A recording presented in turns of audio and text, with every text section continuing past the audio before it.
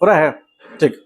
तो last class में हम लोग जो देखे थे उसमें क्या था, टाइप्स ऑफ फोर्सेस देखे थे। ठीक है, सबसे पहले पढ़े थे फोर्स के बारे में। फोर्स एक ऐसा फैक्टर जो कि आपके काइनेमेटिक्स को डायनेमिक्स बना देगा। ठीक है, मतलब मोशन को हम स्टडी करेंगे, साथ साथ उसके इफेक्ट को भी स्टडी करेंगे, कॉज को भी स्टडी करेंगे। और उसमें टाइप ऑफ फोर्सेस देखे थे हम लोग।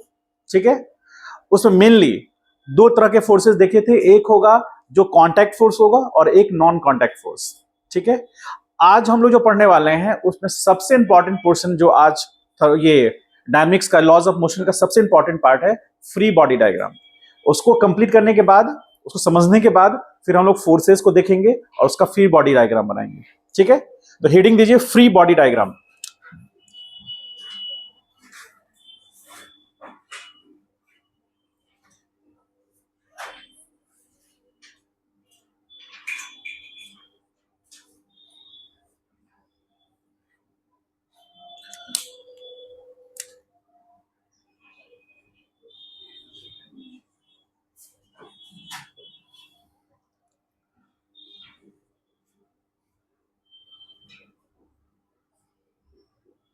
शॉर्ट में एबीडी बोलते हैं उसको।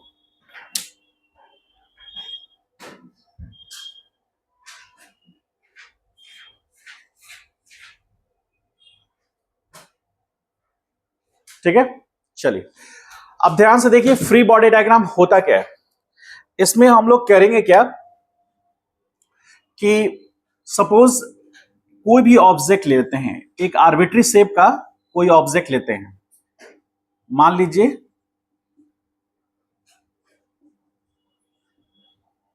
ठीक है, आर्बिट्री शेप का कोई ऑब्जेक्ट लिए, ध्यान से समझिएगा, बहुत इंपॉर्टेंट पॉइंट है। और ये फ्री बॉडी डायग्राम आपको हर क्वेश्चन में बनाना है। कोई भी ऐसा क्वेश्चन नहीं है लॉज ऑफ मोशन का जिसमें आप ये नहीं बनाएंगे, और यदि आप ये नहीं बनाएंगे तो क्वेश्चन हिलेगा भी नहीं, आगे बढ़ेगा ही नहीं। और ये बन गया तो 50% प्रॉब्लम सॉल्व हो गया, बाकी फिर मैथमेटिकल कैलकुलेशन है। ठीक है, तो जैसे ये मान लीजिए हमारा एक पोटैटो है या फिर कह लीजिए कोई ऑब्जेक्ट है, तो इसको यदि हम सिस्टम मानते हैं, इसको हम लोग पहले सिस्टम मानेंगे, सिस्टम। और ये जो लाइन है, जो बाउंड्री है, ये इसको हम लोग बोलेंगे बाउंड्री ऑफ द सिस्टम। ठीक, और रेस्ट जो भी बचा that is surrounding.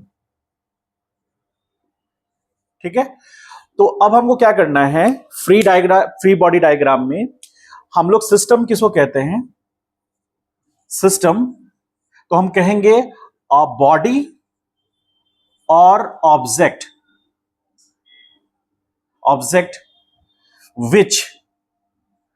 which will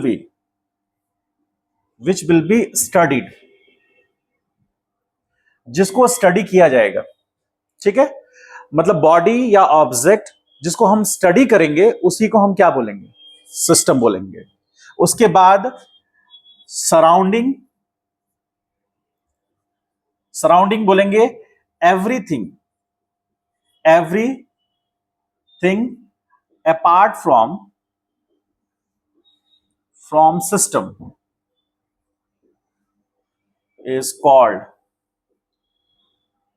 या आर कॉल्ड कर दीजिए, कॉल्ड सराउंडिंग। मतलब जो जिसको हमने सिस्टम माना है उसके अलावा कोई भी चीज रहेगा उसको हम क्या मानेंगे, सराउंडिंग। तो हम सिस्टम को पहले ऑब्जर्व करेंगे, उसके अलावा जो कुछ भी बचा वो सराउंडिंग कहलाएगा। अब उसके बाद एक आता है टर्म सिस्टम्स बाउंड्री।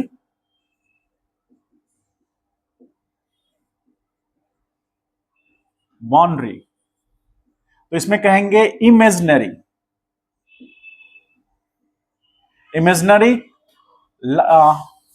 लाइंस कह लीजिए, लाइंस और surface which separate system from surrounding। मतलब क्या हुआ, आलू को कभी बॉईल किया है आपने, ठीक है, तो मान लीजिए कुकर में या फिर कहीं और भी कोई भी आप बर्तन में यदि आप उसको बॉईल करते हैं तो आलू जब बॉयल हो जाता है तो उसमें से भाप निकलता है, स्टीम निकलता है, ठीक है। हम लोग थर्मोडायनेमिक्स में इसको और डिटेल में पढ़ेंगे। तो जो आलू हुआ वो सिस्टम हुआ, और उसका छिलका जो हुआ उस सिस्टम का बाउंड्री हो गया, जो कि सराउंडिंग से उसको अलग कर रहा है, ठीक है। तो ये जो मैंने बोला कि बाउंड्री ऑफ सिस्टम या सिस्टम्स बाउंड्री, वो क्या करेगा कि सराउंडिंग से हमारे सिस्टम को अलग करेगा। और हम स्टडी किसको करेंगे? सिस्टम को करेंगे। और सिस्टम को स्टडी करते समय हम सिर्फ ये ध्यान में रखेंगे कि सिस्टम पर क्या क्या हो रहा है, सिस्टम के साथ क्या क्या हो रहा है। सिस्टम ने जो इफेक्ट दिया सराउंडिंग को, हमको उससे नहीं मतलब है, हमको इस बात से मतलब है कि सराउंडिंग ने सिस्टम को क्या इफेक्ट दिया, क्योंकि सिस्टम स्टडी हो रहा है, सराउंडिंग स्टडी नहीं हो रहा है, ठीक है।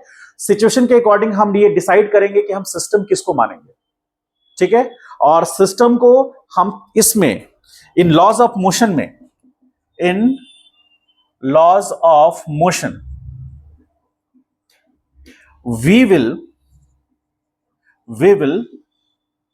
कंसिडर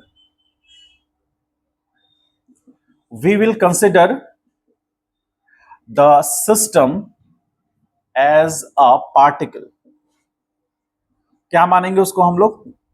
पार्टिकल की तरह ट्रीट करेंगे उसको। लॉज ऑफ मोशन में जब रोटेशन में आएंगे तो ऐसा नहीं करेंगे, सिर्फ लॉज ऑफ मोशन में सिस्टम को हम एक पार्टिकल की तरह ट्रीट करेंगे, ठीक है। और उस पर और भी पैरामीटर्स होंगे, वो हम दिखलाएंगे। सबसे पहले क्या कीजिए, इसको राइट डाउन कीजिए, इसको राइट डाउन कीजिए।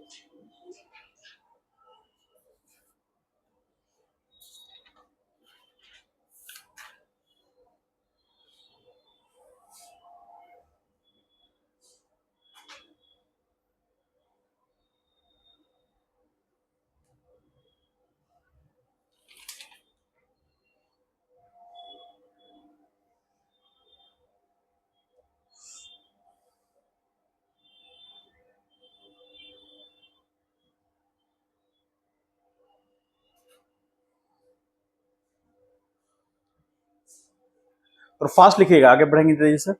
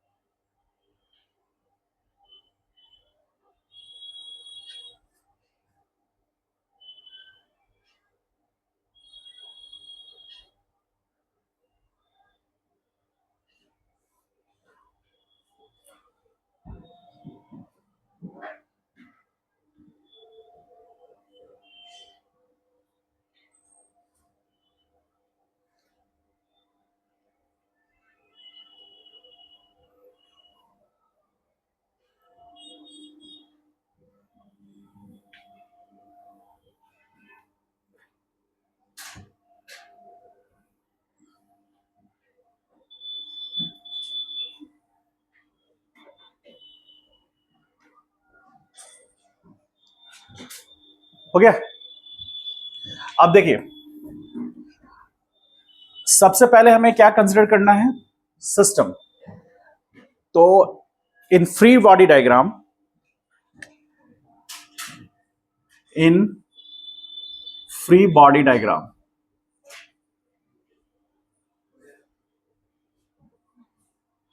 फ्री बॉडी डायग्राम में सबसे पहले क्या करेंगे? We will consider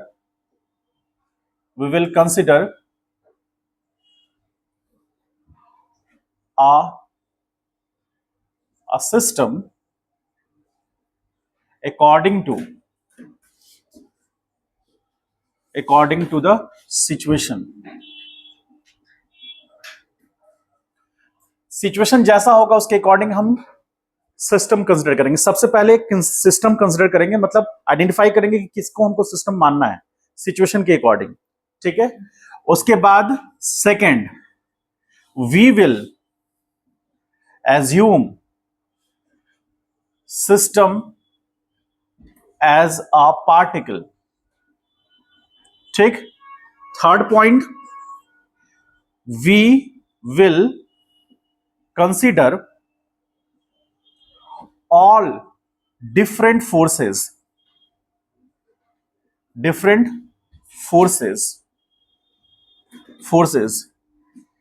its magnitude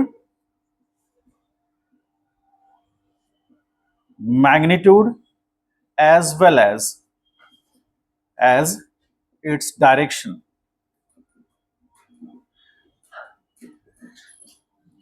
acting on the system। Third point बहुत इंपॉर्टेंट है, ध्यान से समझिए। We will consider all different forces, जितने तरह के फोर्सेस होंगे वो सारे फोर्सेस कौन कौन अवेलेबल है वहां पर सिस्टम पे जो लग रहे हैं। ये सबसे इंपॉर्टेंट की पॉइंट है। जनरली स्टूडेंट मिस कर देते हैं उसको स्टार्टिंग में, बाद में पकड़ लेते हैं, फिर बाद स्टार्टिंग में मिस कर लेते हैं। कहने का मतलब एक्टिंग ऑन द सिस्टम, वो फोर्स होगा तो फोर्स का मैग्नीट्यूड भी होगा, डायरेक्शन भी होगा, तो हमको वो दोनों चीज कंसिडर करना है। और किस पर करना है? सिस्टम पर। हमें इस बात से कोई मतलब नहीं, 4 नंबर में लिख रहे हैं, we do not consider forces applied by the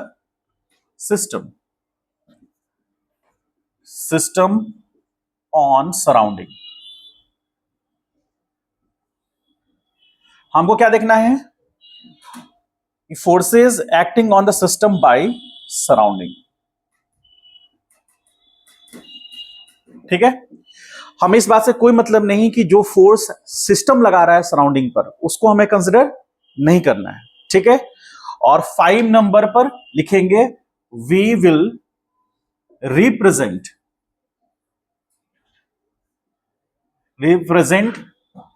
these forces and that representation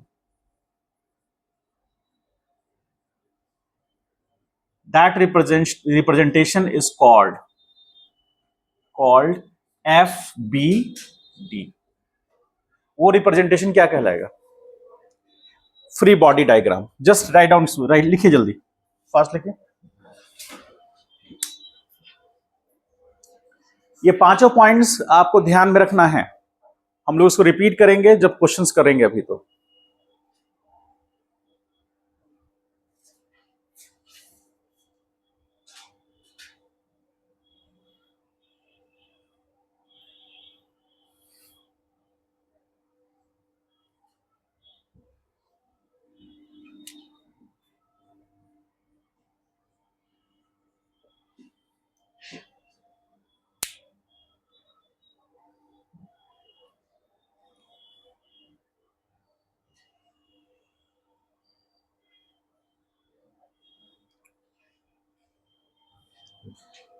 acting on the system को अंडरलाइन कीजिएगा, हाईलाइट कीजिएगा उसको पेंसिल से, ठीक है।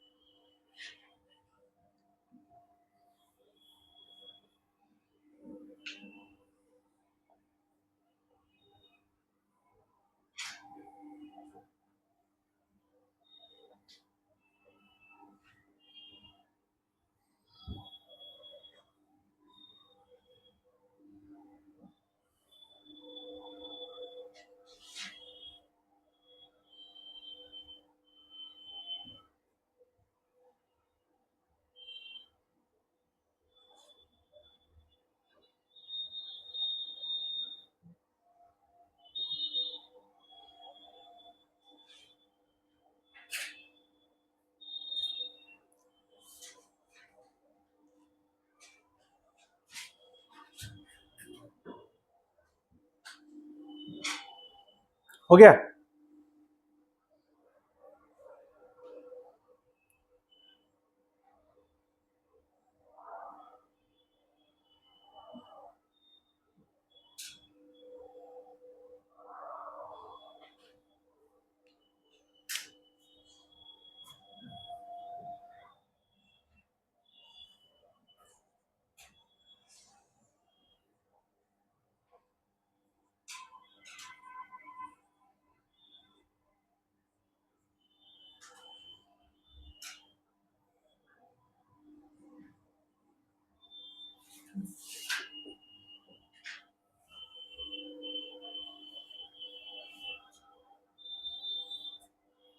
लिख लिए सब लोग?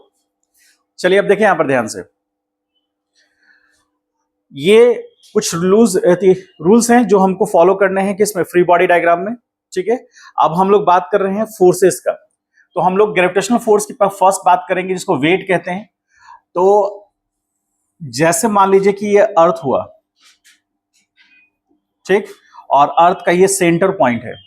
ठीक है, कोई ऑब्जेक्ट है यहां पर जिसका मास स्मॉल m है और इस अर्थ का मास कैपिटल M है।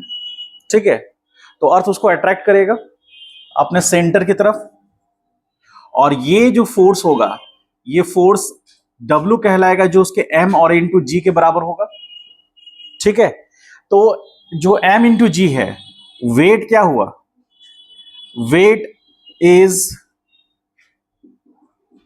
Is a force which apply on a body of mass small m। ठीक है, और इसके पास जो ग्रेविटेशनल फोर्स है जो से अट्रैक्ट कर रहा है, वहां पर ये g क्या है, ये g हो गया एक्सेलरेशन ड्यू टू ग्रेविटी। तो जो ग्रेविटेशनल फोर्स यानी वेट का डायरेक्शन होगा वो किसके डायरेक्शन के अलोंग होगा। जैसे हमने W बराबर mg लिखा है ना, तो इसमें वेक्टर कौन कौन टर्म है, 3 टर्म यूज हो रहे हैं, W बराबर m इंटू जी। इसमें वेक्टर कौन कौन से टर्म है,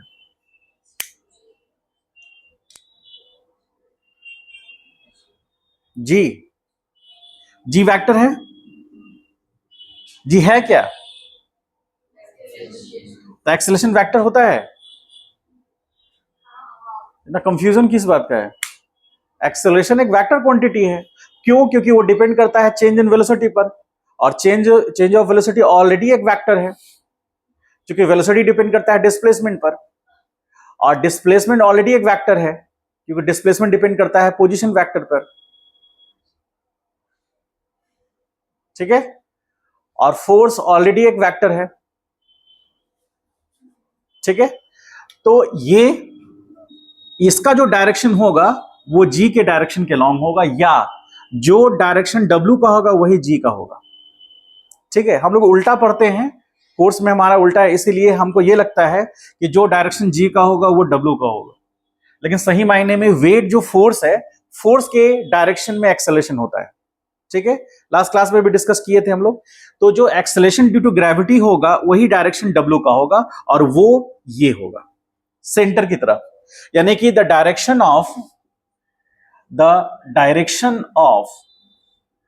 of g always towards the centre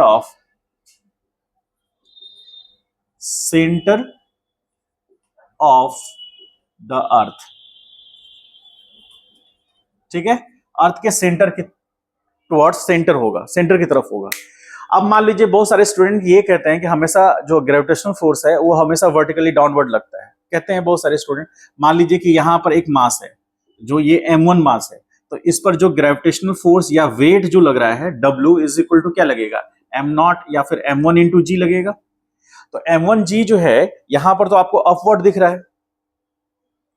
है ना, वो डिपेंड करता है कि आप कहां से व्यू कर रहे हैं, देख रहे हैं। यदि मान लीजिए इस रीजन में, ये रीजन एशिया का है और ये रीजन यूरोपियन कंट्री है, ठीक है, यूरोप का है, तो वहां तो आदमी इस तरह से ऐसे झुक करके देख रहा है, उसको तो वो डाउनवर्ड ही नजर आएगा।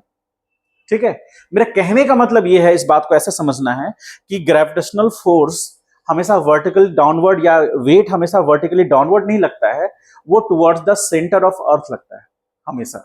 ये समझना जरूरी है आपके लिए। ठीक है, मान लीजिए कोई ऑब्जेक्ट यहां पर है, यहां m2 मास का है, तो इसका सेंटर ये हुआ, तो ये mg जो लगेगा m2g वो इस डायरेक्शन में लगेगा।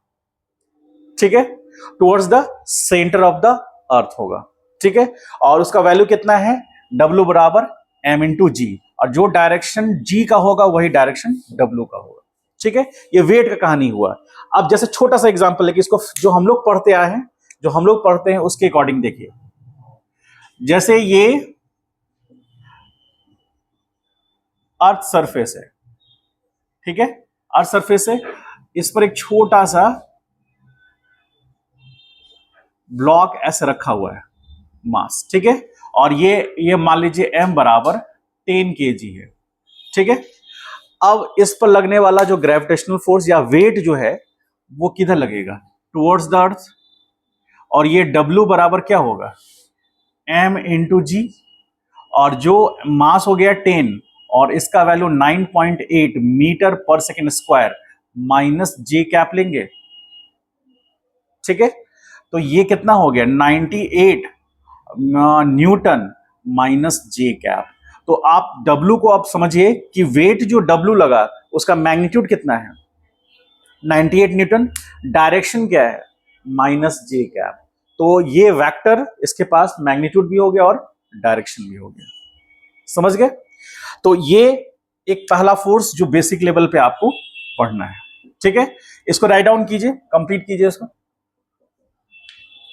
इसको पूरा कंप्लीट करने के बाद इसको लिखिएगा यहां। ठीक है,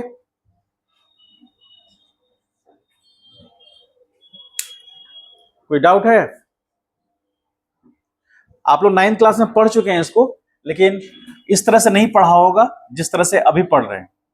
इसमें वेक्टर अप्रोच ऐड हो गया है। पहले आप वेक्टर नहीं पढ़े होंगे, इसमें पढ़े थे?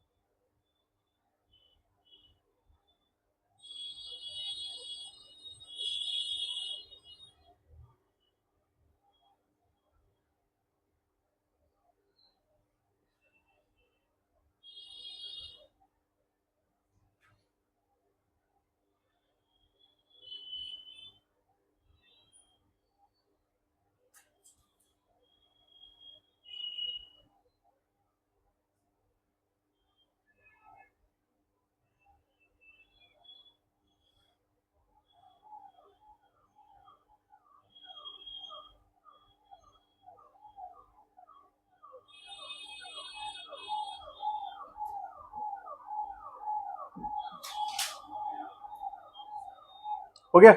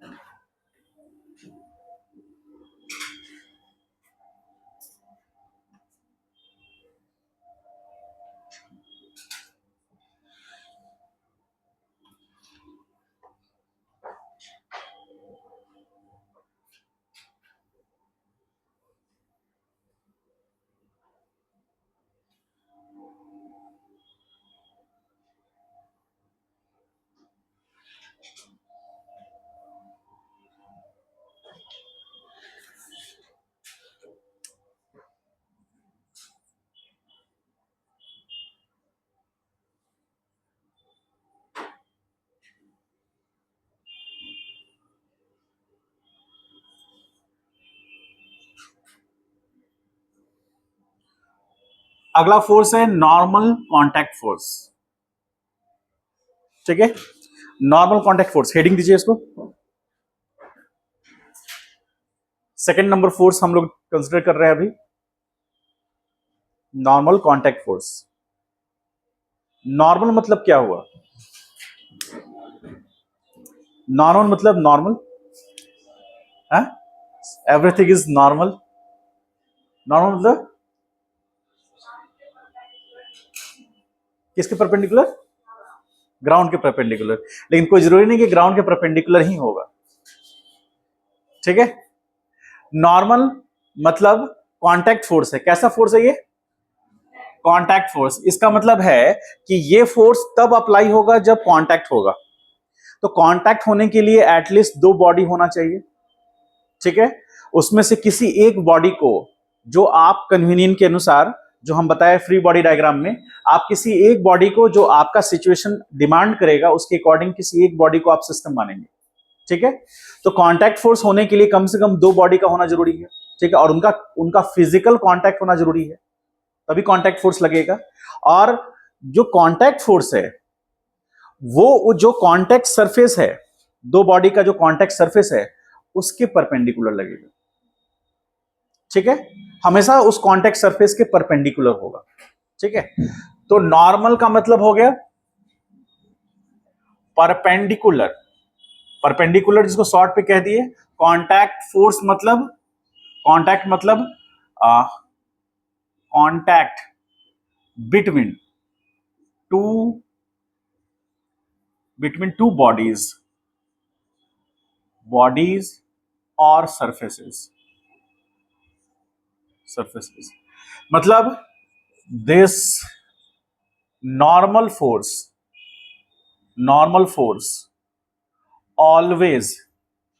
always be perpendicular to the contact surface between two bodies। ध्यान रखिएगा इस बात का। इसका बहुत सारे एग्जांपल हम लोग के चलते हैं और इसको हम लोग फिजिकली भी देखेंगे कैसे रिलेट कर पाएंगे। मान लीजिए सपोज करें कि हम कोई एग्जांपल लेते हैं, ध्यान समझिएगा, कुछ लिखना नहीं है अभी, सिर्फ ध्यान से देखिए। इसमें सिचुएशन फर्स्ट हम ले रहे हैं। फर्स्ट सिचुएशन में क्या हो रहा है कि ग्राउंड सरफेस है,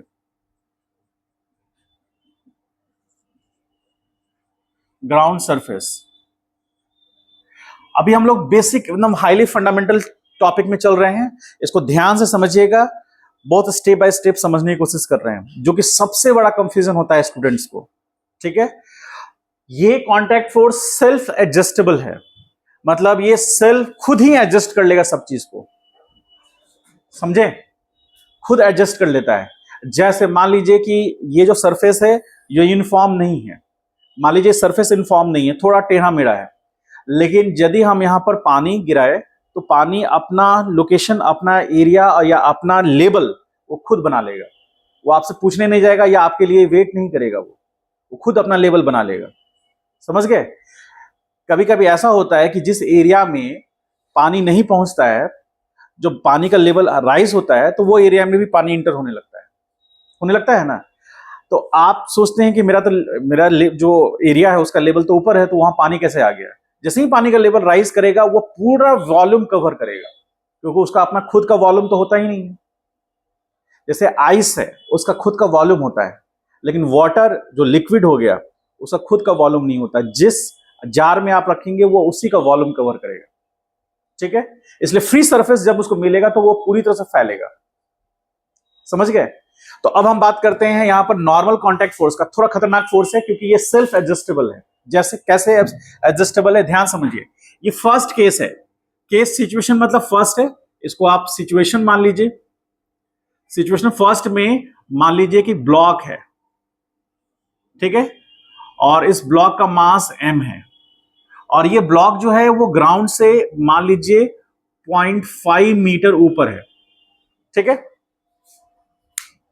अभी हम ग्राउंड सरफेस और ब्लॉक, इसमें से हम किसको सिस्टम मान सकते हैं? बोलिए। इस ब्लॉक को हम सिस्टम मान लेते हैं। ठीक है, तो ये जो ब्लॉक है अभी तो ग्राउंड से ऊपर है, टच में नहीं है, यानी कि फिजिकल कांटेक्ट ग्राउंड के साथ नहीं है। तो फिजिकल कांटेक्ट ग्राउंड के साथ नहीं है तो ये एक्ट करेगा नहीं, करेगा क्या? तो क्या एक्ट करेगा? mg एक्ट करेगा, क्योंकि mg कैसा नेचर का फोर्स है? नॉन कांटेक्ट फोर्स है। वो कांटेक्ट होना ना होने की जरूरत, उसको बंद कर दो, लॉक कर दो, आवाज आ रहा है, उसको ऐसे लगा के लॉक कर दो। यानी कि हम लोग ऐसे फोर्स के बारे में अभी यहां पर समझे, वैसा फोर्स जिसको फिजिकल कांटेक्ट होने की जरूरत नहीं थी, इसलिए वो एक्ट कर गया। लेकिन अभी भी चूंकि फिजिकल कांटेक्ट है नहीं, इसीलिए नॉर्मल फोर्स एक्ट नहीं करेगा। ठीक है, अब नेक्स्ट सिचुएशन, सेकेंड सिचुएशन में आ जाइए। ऐसा ही डायग्राम हम बनाने की फिर से कोशिश कर रहे हैं। ठीक है, ग्राउंड सरफेस। ठीक है, अब सिचुएशन क्या है कि वो ब्लॉक जो है जस्ट टच किया है, मास इसका m है, और यहां पर ब्लॉक जस्ट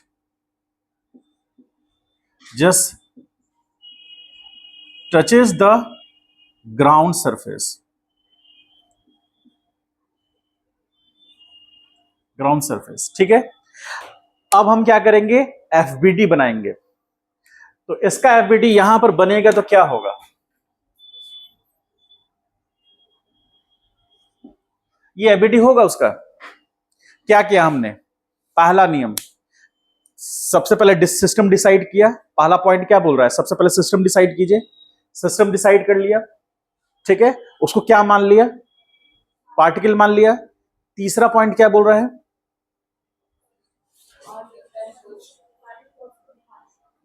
जो फोर्सेस उस पर लग रहे हैं वो सराउंडिंग के थ्रू उस सिस्टम पे दिखाना है। तो सराउंडिंग सिस्टम के लिए ये सारा कुछ हो गया, सराउंडिंग मतलब सिस्टम के अलावा सब कुछ सराउंडिंग हो गया। तो सराउंडिंग में अर्थ ने सो खींचा तो mg दिखाया, और कोई फोर्स लग नहीं रहा है तो उसका एबीडी हो गया।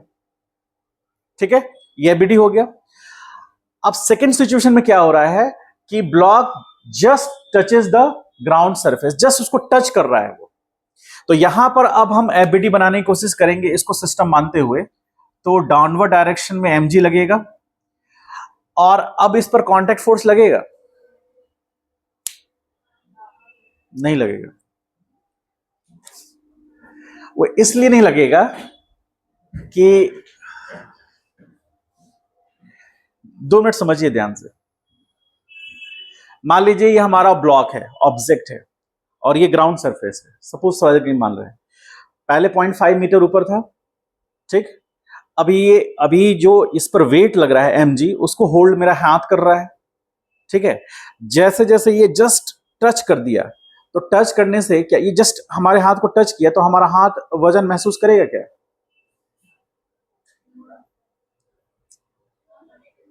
जस्ट टच किया है तो वजन महसूस होने लगेगा। टच करने से इसका वेट इस पर आएगा? नहीं आएगा। जब इसको हम पूरी तरह से छोड़ देंगे इस पर, तब इस पर वजन आएगा। ठीक है, तो फिजिकल कांटेक्ट तो हुआ, लेकिन इस मास ने इस कांटेक्ट सरफेस पर कोई फोर्स नहीं लगाया। तो जब नहीं लगाया तो उसको रिएक्शन नहीं मिला।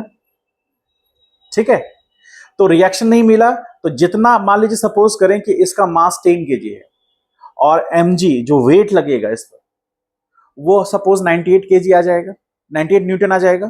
तो 98 न्यूटन का फोर्स जब मेरे हाथ पे लगेगा इस ब्लॉक के थ्रू, तो ये हाथ जो है रिएक्शन के तौर पर उतना ही अमाउंट का फोर्स लगाएगा। यदि हमने इसको सिस्टम माना है तो जो ग्राउंड सरफेस है, जो मेरा हाथ है वो ग्राउंड सरफेस है, तो यदि हमने इसको सिस्टम माना है तो ग्राउंड सरफेस जो फोर्स लगा रहा है सिस्टम पे हम वो देखेंगे। ठीक है, तो यदि ये सिर्फ टच कर रहा है तो ये ग्राउंड सरफेस है तो फोर्स लगाया नहीं, तो जो ग्राउंड सरफेस सिस्टम पे लगाएगा वो हमको 0 नजर आएगा। बात समझ पाए? तो चूंकि ये एक्शन रिएक्शन पेयर है, हम जाके पढ़ाएंगे आपको आगे। बस आप ये समझिए कि इस ब्लॉक ने ग्राउंड पर कोई फोर्स नहीं लगाया, इसीलिए ग्राउंड ने रिएक्शन के तौर पर इस ब्लॉक पर या सिस्टम पर कोई फोर्स नहीं लगाया।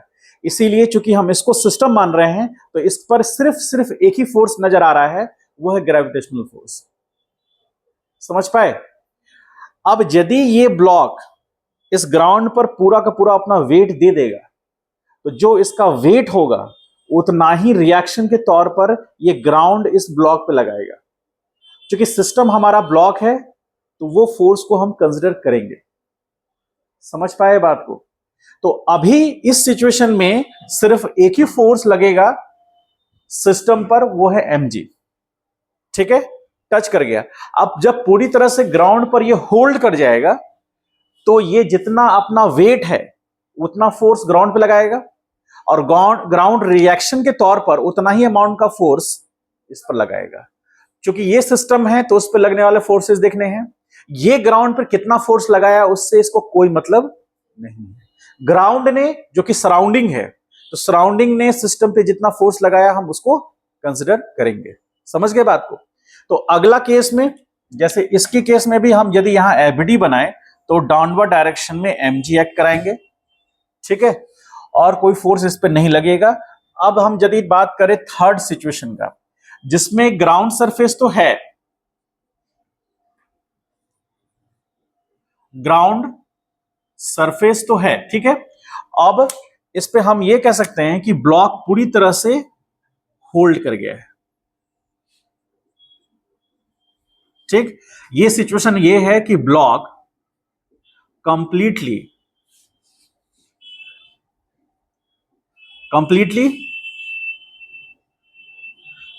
hold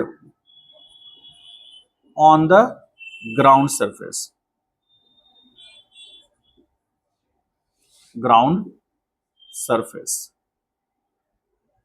ठीक है। अब इस सिचुएशन में सिस्टम पर लगने वाले फोर्सेस देखने हैं। तो अब आप ये समझिए, 2 मिनट ध्यान से देखिए। डाउनवर्ड डायरेक्शन में mg तो लगेगा ही लगेगा, यदि फिजिकल कांटेक्ट नहीं भी रहता तो mg लगता। अब चूंकि कांटेक्ट, इसने अपना वेट इस पे दे दिया है, ठीक है, तो इसने अपना वेट इस पे दे दिया तो ये रिएक्शन के तौर पर ग्राउंड इस पर फोर्स लगाएगा, ये n होगा। और ये n कौन सा फोर्स होगा? Normal force. और ये कौन सा नॉर्मल फोर्स होगा? ये n जो होगा ये होगा normal force applied by ground surface on the block. ठीक, ग्राउंड सरफेस जो ब्लॉक पे लगाएगा, इसीलिए उसका डायरेक्शन ऊपर की तरफ है। यदि ये नहीं रहेगा, ये नॉर्मल, अभी जैसे ये सिचुएशन जो है, ये सिचुएशन में बॉडी इक्विलिब्रियम में है। इक्विलिब्रियम में कहने का मतलब जितना उसका वेट है उतना ही नॉर्मल फोर्स ग्राउंड ने ब्लॉक पर लगाया अपोजिट डायरेक्शन में। तो हम ये जानते हैं कि यदि 2 फोर्सेस हैं, मैग्नीट्यूड सेम है और अपोजिट डायरेक्शन है, तो नेट इफेक्ट क्या होगा? 0 होगा। अब जब किसी बॉडी पर नेट फोर्स 0 है तो सिस्टम किस में कहलाएगा? इक्विलिब्रियम में कहलाएगा। तो जितना उसका वेट था उतना ही नॉर्मल हो गया, सिस्टम इक्विलिब्रियम में कहलाया। अब इसका यदि एबीडी बनाएंगे तो डाउनवर्ड डायरेक्शन में mg दिखाएंगे हम और अपवर्ड डायरेक्शन में नॉर्मल दिखाएंगे। जनरली स्टूडेंट करते क्या है, भावुक हो जाते हैं, इसको पूरा लंबा दिखाते हैं, इसको छोटा दिखाते हैं। आपको दोनों का लेंथ सेम दिखाना है। लेंथ दोनों का सेम इसलिए दिखाना है क्योंकि दोनों का मैग्नीट्यूड सेम है और किसी वेक्टर का एरो का लेंथ डिसाइड करता है उसका मैग्नीट्यूड। यदि मैग्नीट्यूड सेम है तो आपको उतना ही लेंथ का बनाना पड़ेगा और डायरेक्शन अपोजिट रखना पड़ेगा। बात समझ में आया? तीनों केसेस समझ गए? अब एक छोटा सा एग्जांपल हम आपको देख के बताते हैं। छोटा सा एग्जांपल देखिए, जैसे ये डस्टर है, इस पर रख दिए, यहां अभी मेरे हाथ ने होल्ड किया हुआ है, तो अभी सिचुएशन क्या है कि इसका वेट नीचे लग रहा है। ठीक, मान लीजिए 1 kg इसका मास है, तो 1 × 10 मान लेते हैं, एक्सेलरेशन ड्यू टू ग्रेविटी 10 है थोड़ा देर के लिए, तो 10 न्यूटन का फोर्स ग्राउंड की खींच रहा है इसको अपनी ओर, तो 10 न्यूटन का फोर्स ग्राउंड लगा रहा है। मेरे हाथ ने, मेरे जो फिंगर है उसने होल्ड किया है इसको, तो वो कितना फोर्स लगा रहा होगा? 10 लगा रहा होगा, यदि मेरा हाथ 11 लगाएगा ना तो ऐसे हो जाएगा। समझ गए बात को? क्यों होगा? 1 न्यूटन से वो ऊपर जाने लगेगा। इसको समझिए, ये बहुत इंपॉर्टेंट चीज है। First second third law Newton का इसी पर है। तो अभी मेरा हाथ होल्ड किया है, 10 न्यूटन नीचे ग्राउंड ने लगाया, मेरे हैंड ने 10 न्यूटन ऊपर लगाया, बैलेंस हो गया सिस्टम।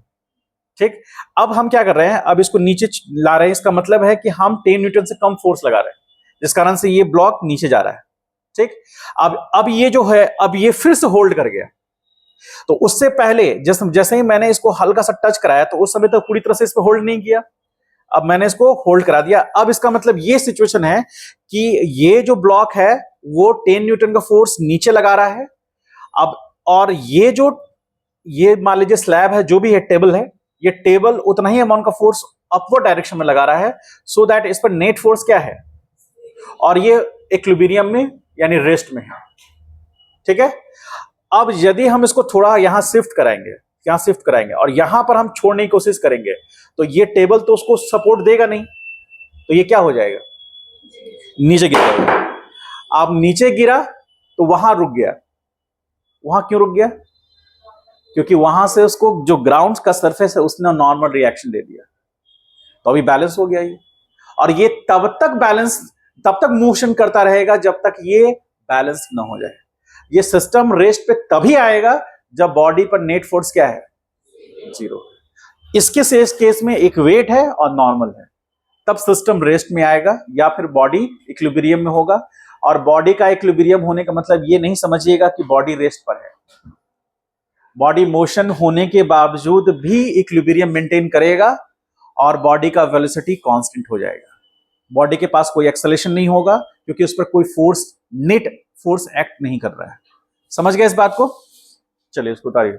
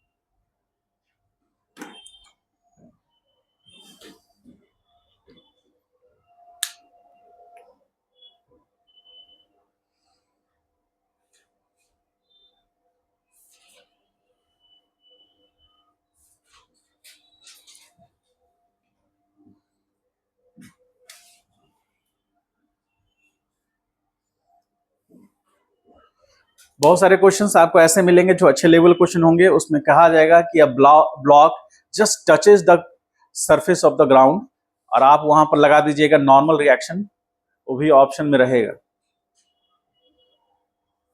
ठीक है,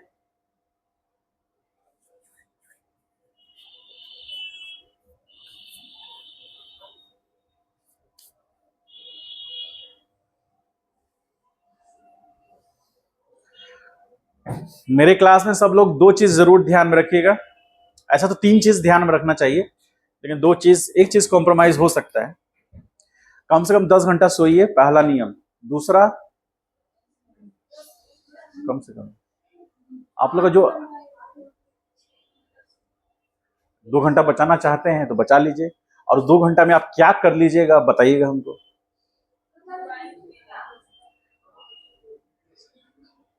मेरे कई स्टूडेंट जो अच्छे रैंकर्स रहे हैं, वो कम से कम 9 से 10 घंटा सोए हैं। इतना बजे से क्या मतलब है? आप 4 बजे सुबह में सोइए या 10 घंटा सोइए, क्या इशू?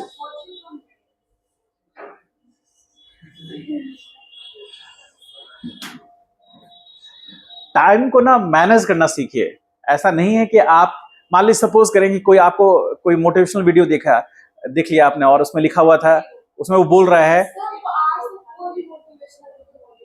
नहीं, तुम्ही को नहीं, किसी को नहीं कर पाता है।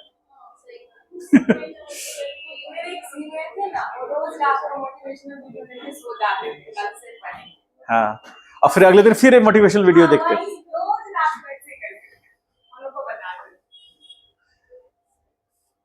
तो कहने का मेरा मतलब ये है कि मान लीजिए कोई मोटिवेशनल वीडियो आपने देखा और उसमें लिखा हुआ है, बोला कि अपने आप को जब तक अपने लक्ष्य को नहीं पालो तब तक नींद को मत आने दो, सो मत, लगातार लगे रहो, इस सब। हाँ, उस समय नहीं बहना है, जज्बात में मत बहिएगा, ठीक है। पागल होकर के किसी ने आज तक प्रिपरेशन नहीं किया है। रिलैक्स मोड में 10 घंटा सोइए और उसके बाद 5 घंटा आप यदि एक दिन पढ़ लेते हैं, अगले दिन तो आप हमको चैलेंज कर दीजिएगा, ठीक है। और यदि फिर एक सप्ताह आपने 5 घंटा पढ़ लिया, यानी कि 7 5 जा 35 आवर्स आपने पढ़ लिया एक वीक में, उसके बाद तो आप बोलिएगा कि मुझे इस मतलब कि इस जगह की जरूरत ही नहीं है, मुझे, मैं अपने आप में ही काफी हूं, ठीक है। क्योंकि ना पढ़ते हुए इतना कॉन्फिडेंस है आपके अंदर।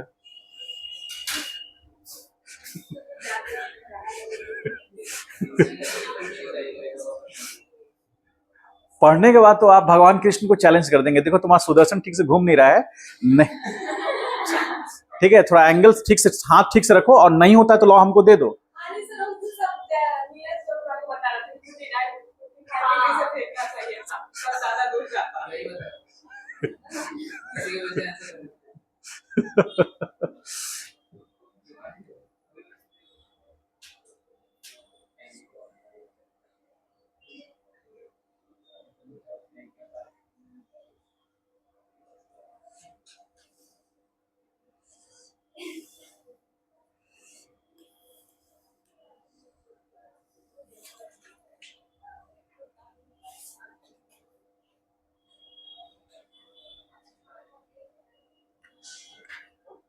नाश्ता नहीं किया मतलब?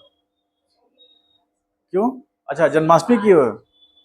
आज ही तो जलेबी आना चाहिए। नहीं, बस बस आप लोग थोड़ा क्लास के बाद थोड़ा देर रुक जाइए।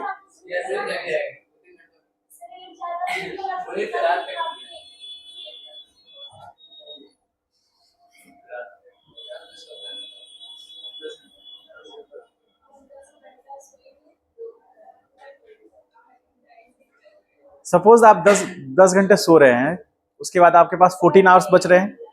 इंस्टीट्यूट आने जाने और क्लास करने में आप मान के चले कि 5 आवर्स मान के चलिए, ठीक है, 5 to 6 आवर्स मान लीजिए, 6 आवर चला गया, ठीक है। तो 14 - 6 कितना बचा? 8, ठीक। उसमें भी आप 3 आवर्स और निकाल लीजिए, नहाने धोने, खाने पीने, इधर कुछ करने में 3 आवर्स निकल गए, 5 आवर्स बचे। तो 5 आवर्स तो पढ़िए आप, 4 दिन 5 आवर्स पढ़ के दिखाइए ना मुझे, यानी 5 आवर्स इंटू 4 कितना हो गया? 20 आवर्स पढ़ के दिखाइए।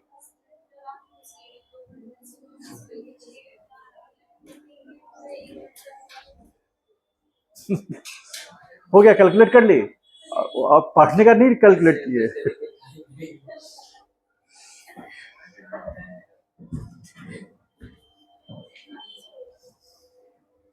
हो गया? चलिए देखिए अभी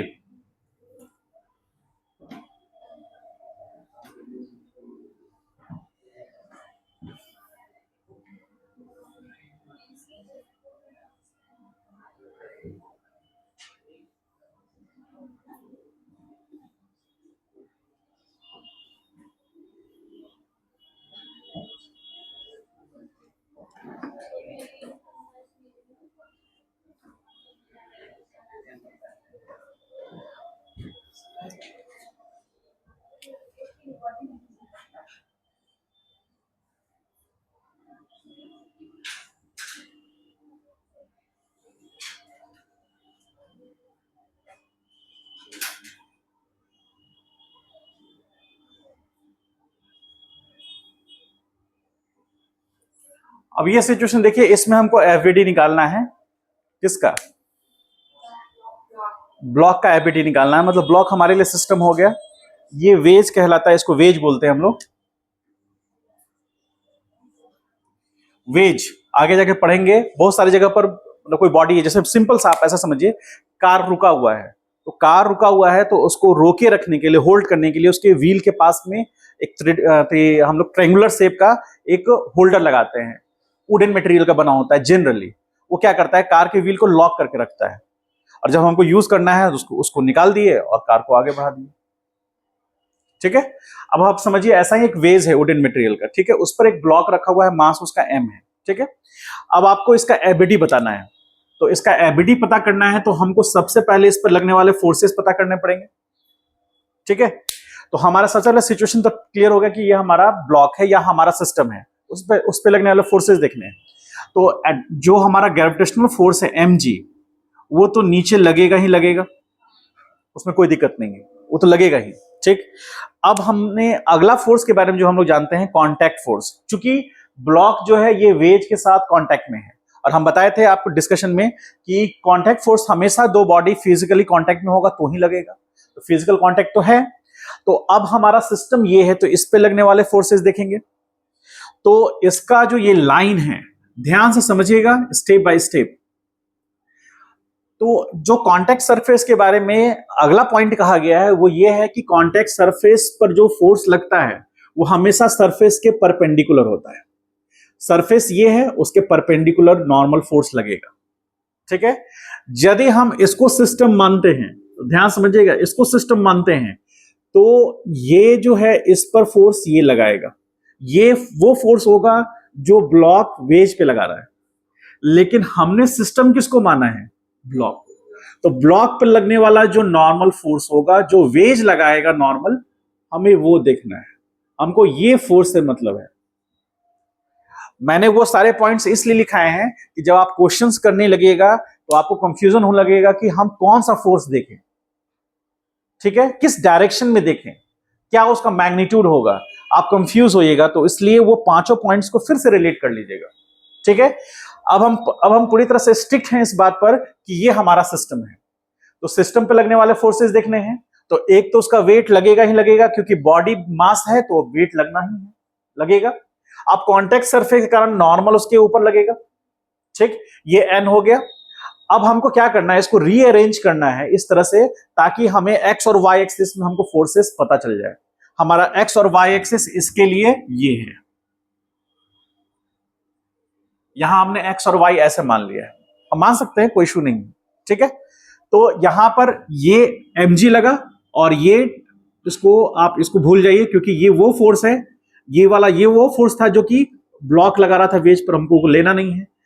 अब हमारे पास ये पता करने का ये एंगल कितना होगा, क्या तरीका है, हम कैसे पता करेंगे ये एंगल क्या होगा, क्योंकि हमको एक्स और वाई एक्सिस के अलोंग फोर्सेस को दिखलाना है।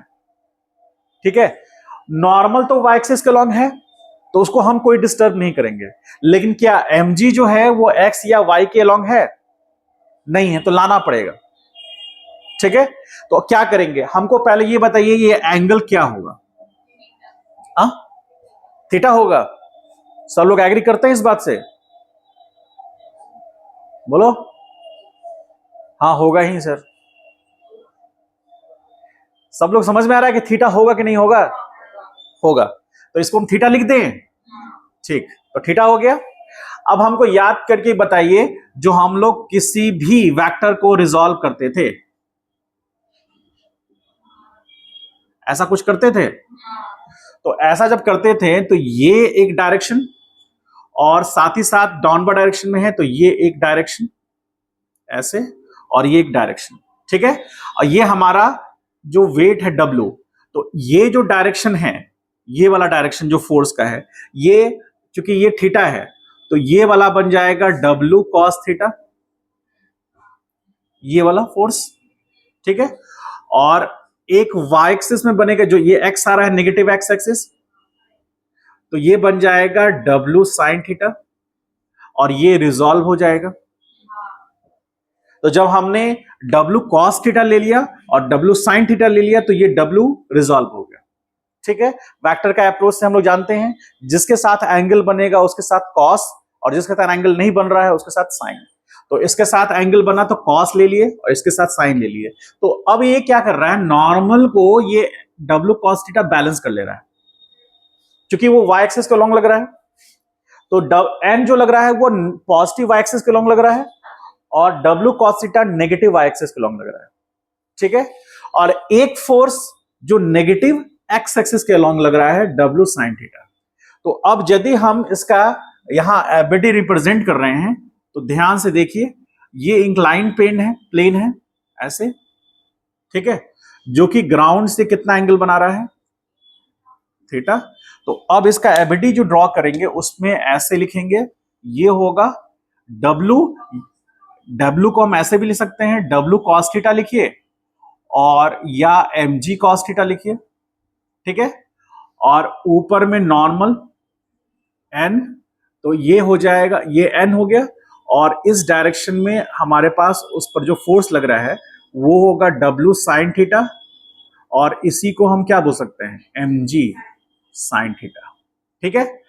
अब एक चीज और समझिए, बॉडी, ये जो ब्लॉक है, ज्यादातर केसेस में आपको क्या लगता है, ये ब्लॉक स्लाइड करेगा इधर, ठीक है, या ऊपर जाएगा, स्लाइड करेगा।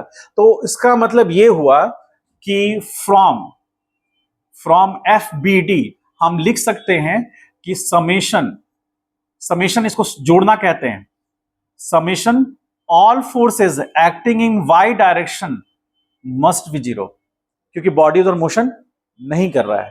तो अब आप समझिए, इसमें हम आगे बढ़ गए थोड़ा सा, हम आपको समझाने के लिए बस ड्रॉ कर दे रहे हैं।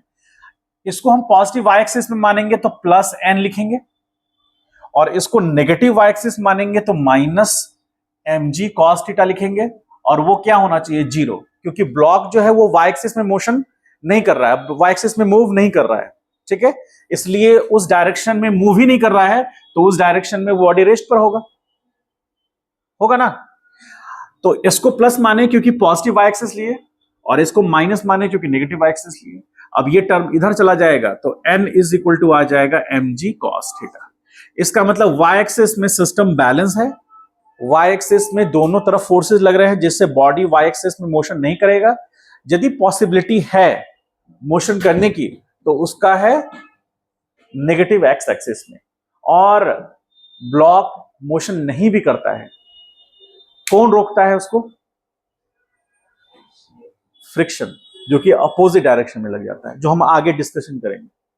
समझ पाए? अभी हमारा जो सेंटर ऑफ डिस्कशन था कि हम इस ब्लॉक का एफबीडी डिसाइड कर सके, तो एफबीडी ड्रॉ करना हमें आना चाहिए। तो इस ब्लॉक जो हमारा सिस्टम है उसका एफबीडी, समझ गए, और ये डिसाइड हुआ तो ही हम मैथमेटिकल या फिर हम लोग जो लॉज ऑफ मोशन के जो लॉज हैं उसको लगा सकते हैं। समझ पाए इस बात को? ठीक है, एक क्वेश्चन यहां देखिए, एग्जाम्पल थर्ड, ध्यान से देख करके जस्ट इसका एबिडी आप बताइएगा, हम ड्रॉ कर देंगे, फिर आपको बहुत सारे क्वेश्चंस देंगे बनाने के लिए। देखिए, ग्राउंड सरफेस है, उस पर एक ब्लॉक रखा हुआ है, ठीक है। अब ये ब्लॉक का जो मास है, इस ब्लॉक का मास m1 मान लेते हैं, ठीक है, और इसके ऊपर में एक और ब्लॉक रखा हुआ है, इसका मास m2 है, ठीक है। आपको बताना है फाइंड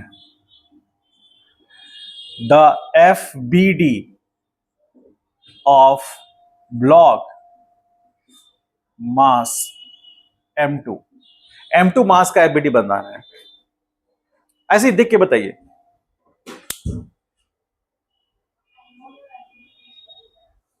क्या m1 m2? हाँ, क्योंकि कांटेक्ट m1 और m2 के बीच में है, m1 और m2 का जो कांटेक्ट सरफेस है वो कांटेक्ट फोर्स लगाएगा m2 पर, m2 का डायरेक्ट कांटेक्ट ग्राउंड से नहीं है, ठीक है। तो एक तो उसका वेट लगेगा, ठीक है, सबसे पहले ये समझ लीजिए जहां मास है उसका वेट लगना ही लगना है। तो यहां पर सबसे पहले नीचे ब्लू कलर से हम ड्रॉ कर रहे हैं, ध्यान से देखिए सब लोग। तो एक डाउनवर्ड डायरेक्शन में उसका m2g तो लगेगा ही लगेगा, ठीक है, क्योंकि वो कांटेक्ट में है m1 मास के साथ, तो m1 मास उस पर फोर्स लगाएगा, क्योंकि सिस्टम m2 है हमारा, तो अपवर्ड डायरेक्शन में इसको हम n1 मान लेंगे, और n1 फोर्स जस्ट अपोजिट होगा, मतलब पॉजिटिव वाई में लगेगा, और उसका m2g जो है वो डाउनवर्ड डायरेक्शन में लगेगा। क्लियर है? ठीक है, तो यहां पर हम लिखेंगे, इसका एबिडी बनाना हो तो अपवर्ड डायरेक्शन में n1 और डाउनवर्ड डायरेक्शन में m2g। अब ये सिचुएशन बैलेंस होगा तो n1 बराबर क्या हो जाएगा, और यदि हम ब्लॉक M1 का हम यदि एफबीडी निकालना चाहें तो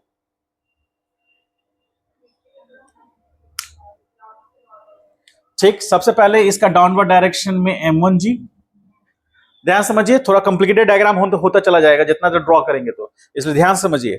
M1G लगा क्योंकि ये ब्लॉक पर नेटिव फोर्स लगेगा, ठीक है। सिस्टम हमारा वो है, ठीक। उसके बाद ग्राउंड जो नॉर्मल लगाएगा वो N2 मान लेते हैं उसको हम, ठीक है।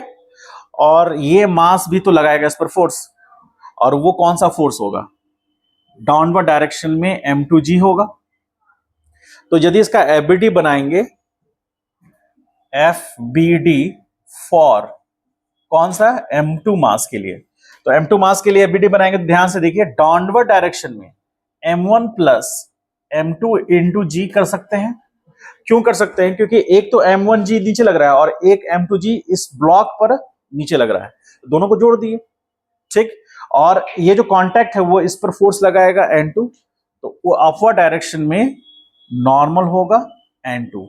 अब आप ये समझिए कि N2 is equal to M1 plus M2 into g, तो N2 is equal to M1G plus M2G, और M2G कितना है, तो N2 is equal to N1 plus M1G। ऐसा लिख सकते हैं, समझ पाए इस बात को। तो इस तरह से आपको एफबीडी बना करके पहले उसको इक्वेट करना है यदि बॉडी रेस्ट पर है तो, ठीक है। और हम लोग जो न्यूटन्स फर्स्ट लॉ क्या कहता है, न्यूटन फर्स्ट लॉ आप लोग पढ़ चुके हैं 9th क्लास में, याद है कुछ, लॉ ऑफ इनर्शिया, ठीक है। पूरा इनर्शिया पे डिस्कशन करेंगे, ठीक है। तो न्यूटन्स फर्स्ट लॉ क्या कहता है, लॉ ऑफ इनर्शिया को अभी थोड़ा देर रहने दीजिए, वो ठीक है, लॉ ऑफ इनर्शिया ही है वो, लेकिन हम यदि पूछना चाहें न्यूटन्स फर्स्ट लॉ क्या कहता है, हमको डिफिनेशन नहीं चाहिए, आप क्या समझे हैं वो बताइए, न्यूटन्स फर्स्ट लॉ से क्या समझे।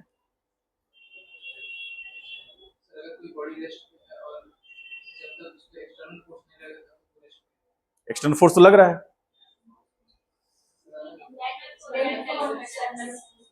नेट एक्सटर्नल फोर्स होना चाहिए यदि बॉडी, हाँ ठीक है। और बोलिए, और कोई बोलिए कुछ, फिर हम उसको यदि गलती होगा तो करेक्ट कर लेंगे। बॉडी पर नेट एक्सटर्नल फोर्स यदि जीरो नहीं है तब की बात हो रही है, ठीक है। और लोग बताइए, बॉडी अपने स्टेट को मेंटेन रखेगी, स्टेट को मेंटेन रखेगी मतलब समझे, आपसे डिस्कशन किए थे स्टेट का। स्टेट मतलब जिस जिस पैरामीटर्स में, मतलब टाइम चेंज हो रहा है, ठीक है, टाइम को छोड़ दीजिए थोड़ा देर के लिए, टाइम चेंज हो रहा है लेकिन और पैरामीटर्स चेंज नहीं हो रहे हैं, जिनमें से हम सबसे पहले किसकी बात करेंगे, सबसे पहले बात करेंगे वेलोसिटी का।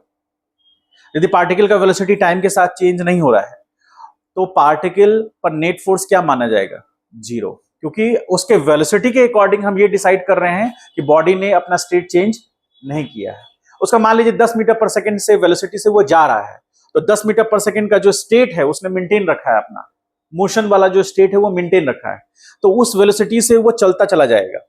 कब होगा ऐसा, जब बॉडी पर नेट एक्सटर्नल फोर्स जीरो होगा, ठीक। यदि बॉडी रेस्ट पर है, जो ये सिचुएशन है, तो ये सिचुएशन में बॉडी रेस्ट पर है, तो बॉडी रेस्ट पर है इसका मतलब है कि बॉडी पर नेट एक्सटर्नल फोर्स जीरो रहा होगा तभी बॉडी रेस्ट पर होगा, अदरवाइज नहीं हो सकता, ठीक है। लॉ हम लिखा देंगे लेकिन उसका अंडरस्टैंडिंग आपको होना चाहिए कि बॉडी पर नेट फोर्स यदि जीरो है तो वो अपने उसी स्टेट को मेंटेन रखेगा। ये कौन सा स्टेट है, रेस्ट, तो रेस्ट को मेंटेन रखेगा। यदि मोशन कर रहा है 10 मीटर पर सेकंड से, तो 10 मीटर पर सेकंड को मेंटेन रखेगा, अपने उस स्टेट को चेंज नहीं करेगा। और यदि स्टेट को चेंज कराना है तो हमको नेट एक्सटर्नल फोर्स लगाना पड़ेगा। जैसे आप बाइक चला रहे हैं, ठीक है, आप बाइक चला रहे हैं, तो जब आपको बाइक को रोकना है, मान लीजिए 10-20 मीटर पर सेकंड से बाइक जा रहा है, तो आपको बाइक को रोकना है तो आपको एक्सीलरेटर रिलीज करना पड़ेगा और ब्रेक अप्लाई करना पड़ेगा। तो ब्रेक बेसिकली आपने अपना अप्लाई किया, इसका मतलब है क्या कि जो उसका उस बॉडी पर जो नेट फोर्स पहले जीरो था, अब आप उस पर फोर्स दे रहे हैं नेक्स्ट एक्सटर्नल, ताकि उसका स्टेट चेंज करे। तो स्टेट चेंज होने का मतलब 20 मीटर पर सेकंड से जा रहा था, अब जीरो हो जाए, ठीक है। अब आप ये सोचिए कि 20 मीटर पर सेकंड से जा रहे हैं और आपने चाहा कि ये मेरा बाइक रुकना चाहिए, लेकिन भावनाओं में बह गए, आप चाहे कि नहीं तुरंत रुक जाए, बस रुक ही जाए, बस अब कुछ नहीं होना चाहिए, बस कहानी खत्म, नहीं रुकना है मतलब रुकना है। तो डिस्क ब्रेक का इजाद किया गया, उसकी बात अलग है, हम उस पर बात नहीं करेंगे। मान लीजिए आप चाहते हैं कि कोई ड्यूरेशन लगे ही नहीं, कोई समय लगे ही नहीं, हम अभी ब्रेक मारे बस यहीं रुक जाए, ठीक है, तो बाइक, सिर्फ बाइक बचेगा, आप सराउंडिंग हो जाइएगा आप सिस्टम के पार्ट नहीं रहेंगे समझे? हाँ? फिर आप सिस्टम को ऑब्जर्व करने लायक नहीं रहेंगे, समझ गए? तो एक ड्यूरेशन तो होना ही चाहिए ना। तो जैसे आप क्या चाहते हैं, देखिए v minus you by delta T है ना, यही तो एक्सेलेरेशन है आपका। इनिशियल u तो आपका 20 मीटर पर सेकेंड था, लेकिन आपकी इच्छा क्या थी कि v हमारा जीरो हो जाए, कब? जब डेल्टा टी बराबर जीरो हो। आप ड्यूरेशन लेना ही नहीं चाहते हैं, आप नहीं चाहते कि 2 सेकंड में मेरा वेलोसिटी जीरो हो, आप नहीं चाहते हैं 2 सेकंड में आपका वेलोसिटी जीरो हो, आप ऐसा नहीं चाहते हैं। इसका मतलब है वो 2 सेकंड जो ड्यूरेशन है आप नहीं चाहते हैं, मतलब अभी मेरी इच्छा है तो अभी रुक जाए एकदम, ठीक।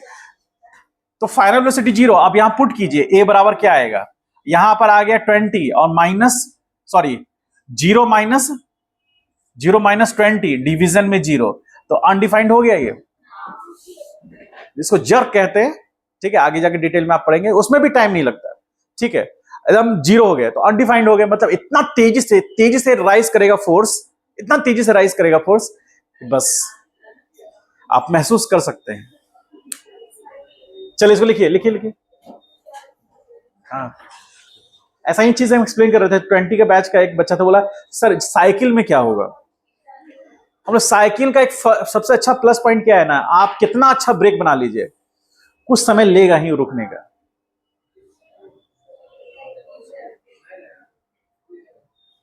क्या हुआ? हाँ, डिस्क ब्रेक जो बाइक में लगा होता है ना, उसके कंडीशन होते हैं उसको अप्लाई करने का, ठीक है। आगे जब टॉर्क वगैरह पढ़ाएंगे, रोटेशनल मोशन पढ़िएगा तो खूब मजा आएगा फिर। हाँ, जल्दी फास्ट लिखिए, कहीं डाउट है तो पूछ लीजिए, अभी क्लियर हो जाएगा, आगे दिक्कत नहीं आएगी।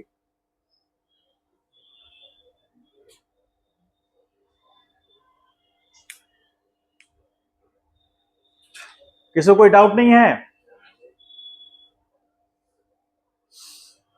चलिए, एग्जाम्पल्स नंबर लिखते जाइएगा, आपके प्रैक्टिस में आपको याद रहेगा, ठीक है। आज कॉपी बंद करके रिवाइज कीजिएगा, तो ध्यान में रखिएगा कि 3 एग्जाम्पल। आ क्या हुआ, बीच में रोक क्यों दी, क्या हुआ?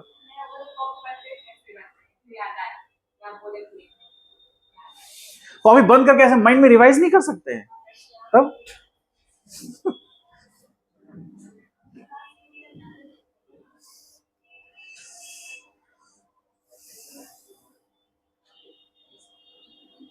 हो गया, जल्दी के लिए फास्ट आगे बढ़े हम लोग। अब धीरे धीरे मामला थोड़ा सीरियस होता जाएगा, ठीक है।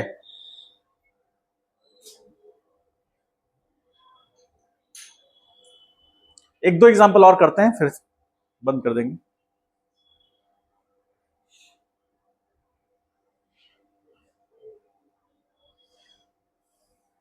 डाउट तो नहीं है ना, देख लीजिए।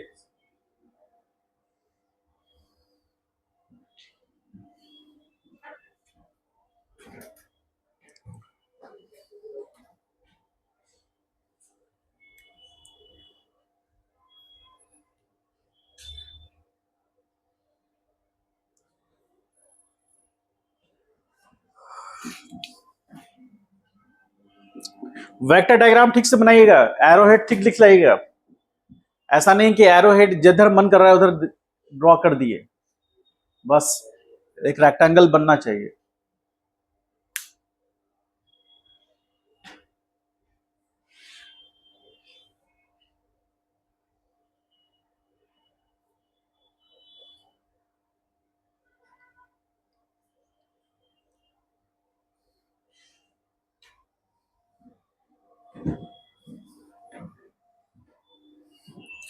बायो क्लास में सब सो रहे थे, दो तीन एक दो बच्चा छोड़ के 4-5 ही बच्चे थे, ये तो सो रही थी पूरा।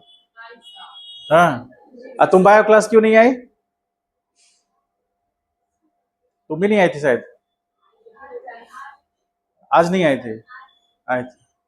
तुम क्यों नहीं आई थी? लेट हो गया था। 8 बजे क्लास लेट हो जाता है। हमारे गुरुदेव जो थे वो 5 बजे सुबह में बुलाते थे हम लोग को।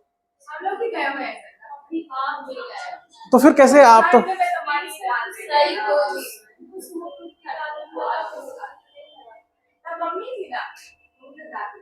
हाँ।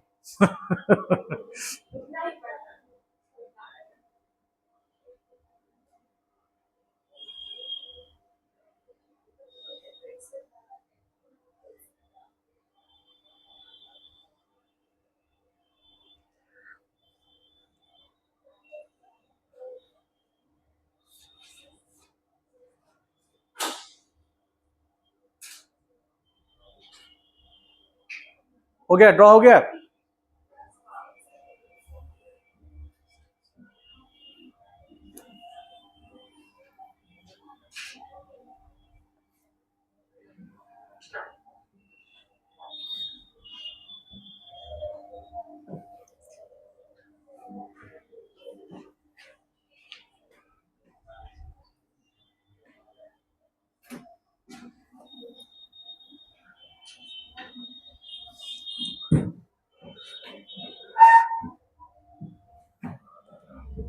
हटा दे।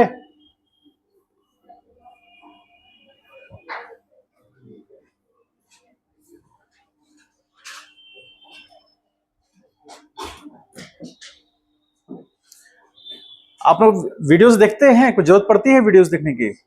तो कमेंट क्यों नहीं करते हैं? हाँ, कमेंट इसलिए कि पता चले कि हाँ आप देख रहे हैं सही मायने में।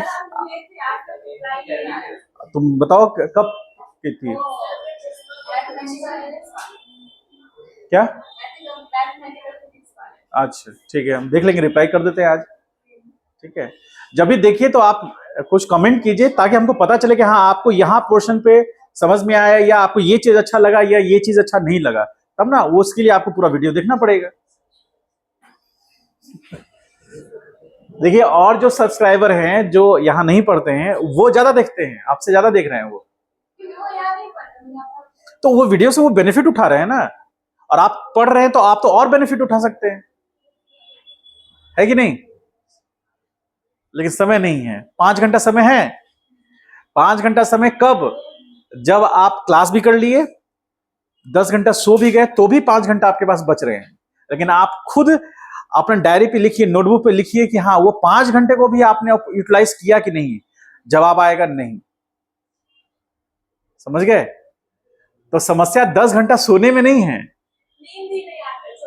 अच्छा जी।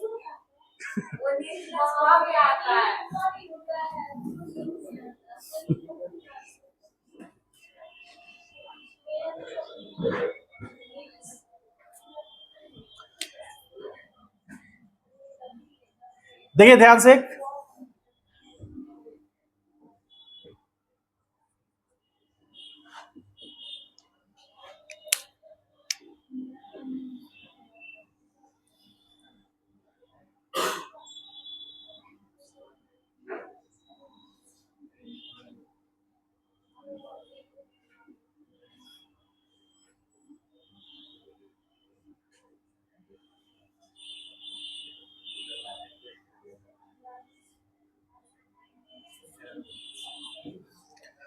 मान लीजिए कि वुडन रॉड है, ठीक है, वो इस तरह से इंक्लाइंड है। अब इसका आपको एबीडी बनाना है, ठीक है, इसका एबीडी बना सकते हैं।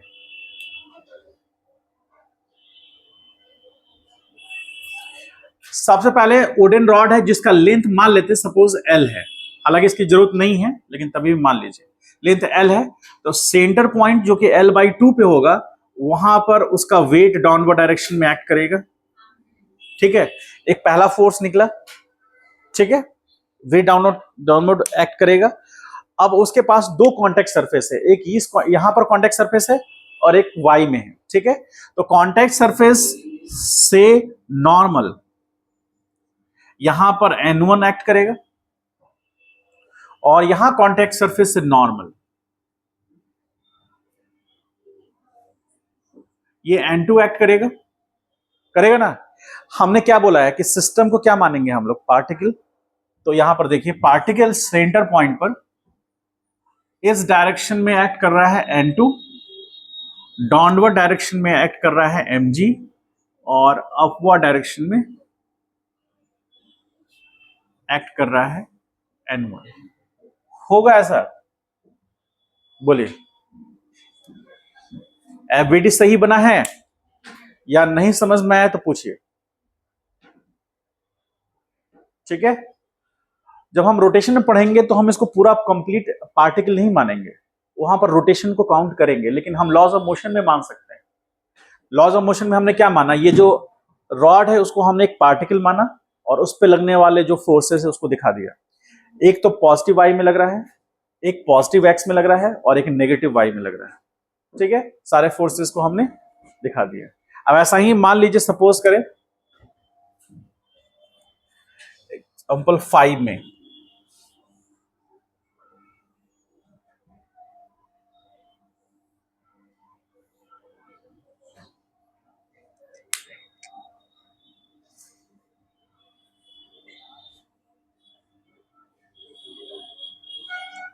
क्या हुआ, आदित्य आदित्य कर रहे हैं, ऋषु कुमार क्या नाम है, ऋषुराज, प्रतिभाएं दिखा रहे हो तुम, क्या बात है।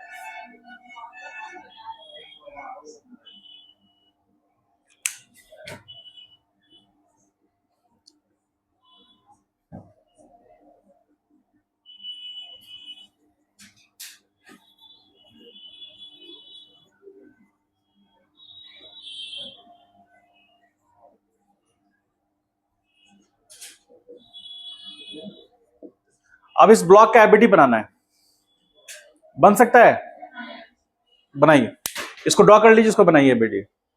मतलब दो वॉल के बीच में एक ब्लॉक जो है वो अटका हुआ है।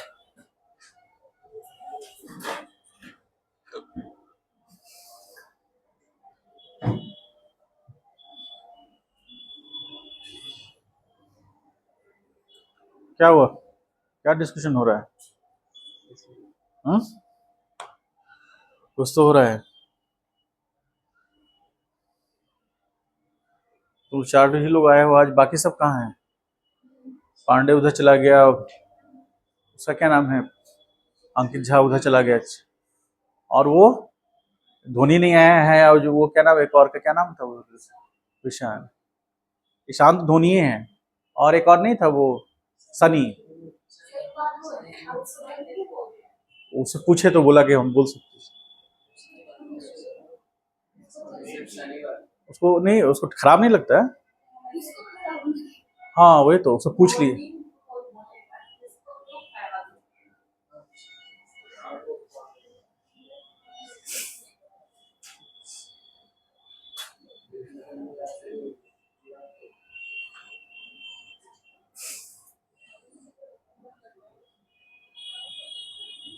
अरे तुम्हारा, तुम लोग का हॉस्टल से ही एक और बच्चा आया है ना शायद, कहाँ है वो, एब्सेंट है वो, अंकित का दोस्त है, ओ रे वाह, बस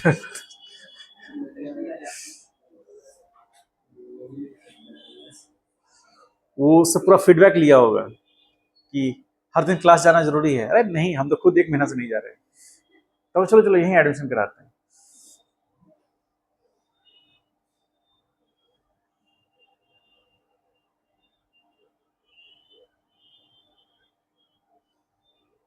सबका आई कार्ड आ गया है ना? कहाँ है आई कार्ड? कुछ लोगों का दिख रहा है, कुछ लोग का नहीं दिख रहा है, तुम हाथ में पहनी है, कहाँ है आई कार्ड?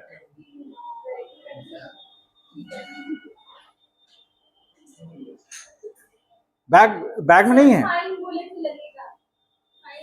आज तुमको जलेबी नहीं मिलेगा। हाँ, उनसे पूछ लेंगे, वो बना सकते हैं तो ठीक है, नहीं तो आज ही आप लोग को पैसा दे बोलेंगे ले आइए।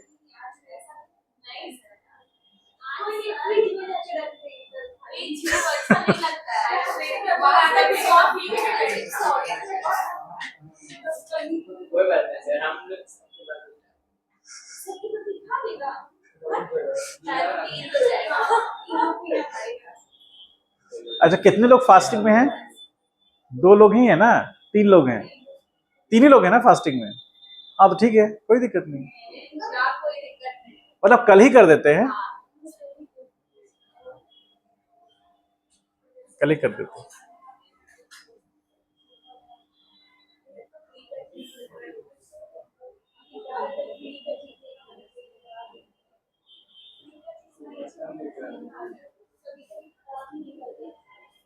चलो इसका एबिटी बनाओ, खराब निकल जाता है।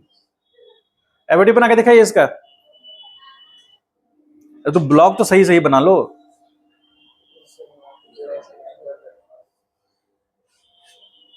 और क्या बनाए हो? हाँ ठीक है, तो वैसे क्या है? हाँ अब फेयर में बना लो। तो लोगों को समझ में आ रहा है?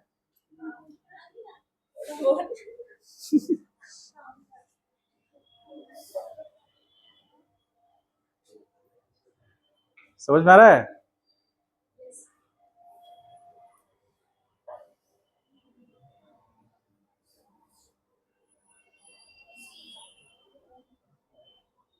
करो, इसका एबिटी बनाओ।